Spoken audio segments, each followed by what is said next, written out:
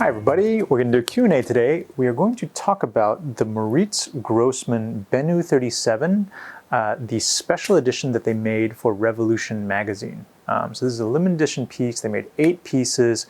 We have number 3 of 8 here, and there's only, because they sold other numbers in the series, there's only, I believe, like 3 left.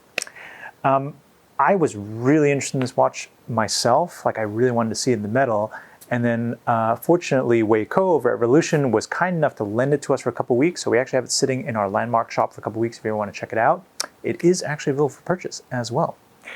Let me give you a little background. Moritz Grossmann is one of the oldest watchmaking names in Germany, based in Glashütte. There was even a watchmaking school that he founded. It was revitalized in the last decade or so by a lady named Christine Hutter, who has been doing amazing things in German watchmaking. So they're beautifully made, in-house, and in-house movements as well. And the movement finishing is really like up there. It is truly like an independent watchmaking brand. I'm not going to go into too much of the detail about the brand itself because actually there's some great articles written about it, so we will link that for you. Today I actually wanted to show you just like what does this watch look like and what do I really like and notice on the case, on the dial, and so on and so forth. Okay, so here it is, enamel dial, steel case, like one of the most beautifully finished movements I've seen in a long time. I'm excited to be able to handle one because, you know, I've always been interested in the brand, but I've never actually had the chance to kind of see one in the metal. And on the wrist, like, it's a lovely proportion. It's 37 millimeters in diameter, but relatively long in the lug. Okay. Now let's go to our little macro video station, which we have set up, and we will have a closer look. By the way, whenever I'm looking at watches, I always try to bring one of these. These are the Armoury's like lens cloth pocket squares. And so they're pocket squares, they're basically lens cloth sized pocket squares, and they're great for like polishing watches, taking the fingerprints off of kind of fragile things. You can use them for camera lenses as well. And obviously glasses. Alrighty. Bear with me 1 second. Sam and I are actually on our second take of this video because I did all this stuff and then I forgot to hit record, which is about as noob as you can get. I also like to add Tim Mosso does a really good job of these kind of watch close-ups. So let's see if we can at least come near the standard of Tim's. Ooh, I tell you, this is a hard thing to record because the minute you touch any of the gear, everything starts bouncing around. All right, I'm excited to show you this. So here's the dial side, right? Two-hander, but just like really beautiful layout on the whole thing. For me, the first thing is the elongated Roman numerals. Very stylized, not something you see too often, but I find these like much more interesting than the traditional Roman numerals. Like, I really like the look of that. I love this negative space that they've created here. By leaving off the logo and just putting the logo down here instead, like, this has a really beautiful eye-catching harmony to it. Train track is awesome. And check these out. 1, 2, 3, 4 little diamond markers in the cardinal points. Another really beautiful touch. And then finally, the hands. I mean, how can you not notice the hands, right? Like, that is so, so, so thin. And you can just about see the hands, rather than being blued, have been purpled. So they take on this very slight purple hue, which against the ivory dial is really, really interesting to see. The ivory is beautiful, very perfect, kind of milky as you'd expect from an ivory dial. Now, one other thing I want to show you on the case, I think they did a really nice job with the crown. See that? Like, the crown has this little lip to it right there. So when you pull it, pardon my hands, I have a skin condition, so my hands are very dry. When you pull it, like, it's easier to get your fingertips around it because the fat part of the crown actually is raised up a little bit. And there's this beautiful taper to a tip. Love it. Absolutely love it.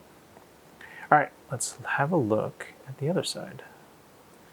And bear with me, I just gotta fix the focus. See, like, when you're working on things this small and fine,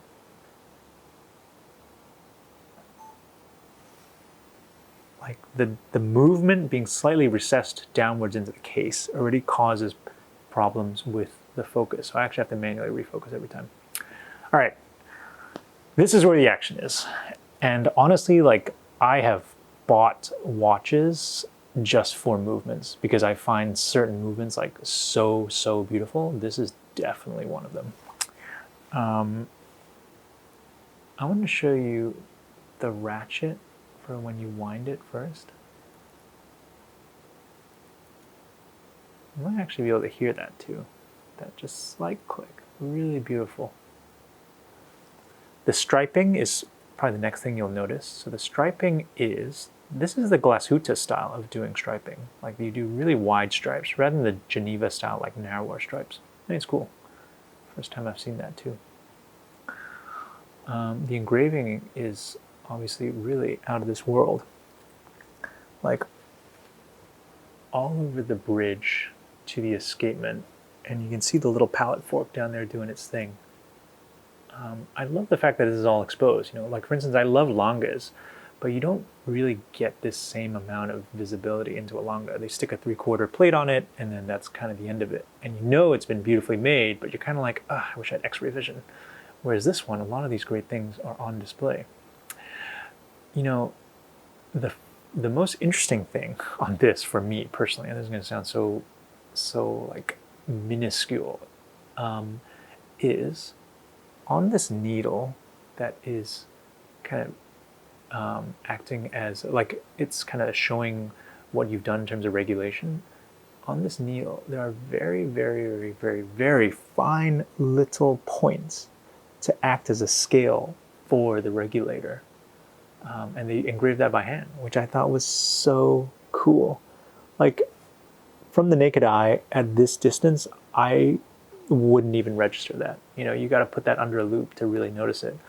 But I just think it's a lovely touch, and it goes to show kind of the level of detail that these guys have gone to.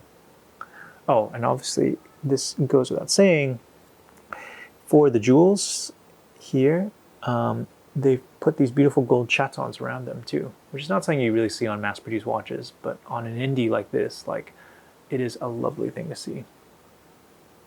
And I'm going to angle the movement a little bit just so you can see the glimmer of, like, the engraving and the way it catches the light. Like, really beautiful work. So into it. Also, you can see right there. See, this is number 3/8, and for Revolution magazine. So good job to Moritz Grossmann, good job to Revolution magazine for putting together just such a compelling piece of work. See, like, even that is all by hand. If you get really close, you can kind of see, like, that little bit of a burr from the edge of the engraving where the metal has come up. Alrighty, so there we go. That is a little bit of a deep dive into the Moritz Grossmann Benu 37 for Revolution magazine. We have this in Hong Kong for another couple of weeks, and if you'd like to come and see it in person, or if even if you'd like to purchase it, you're absolutely more than welcome to. I hope you've enjoyed this. This is the first time I've done like a watch video like this up close, and I've really enjoyed it. It's been fun. All right, that's about it for now. Thanks for watching.